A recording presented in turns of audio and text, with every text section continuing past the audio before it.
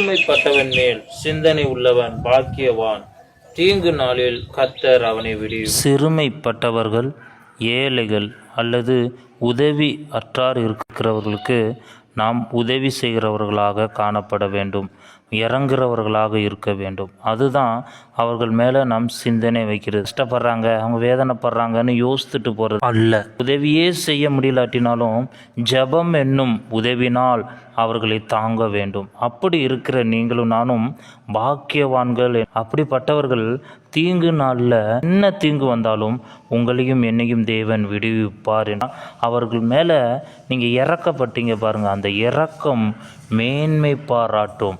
அதனால் ஏழ்மையாக இருக்கிறவங்க, கஷ்டப்படுறவங்க, தரித்திரர்களுக்கு உங்களுடைய உதவிகளை செய்யுங்க. அதுதான் நாம் சிறுமைப்பட்டவர்கள் மேல் சிந்தனை உள்ளவர்கள். நாம் உதவி செய்யும்போது பரலோகத்தில் மேன்மை பாராட்டப்படுவோம்.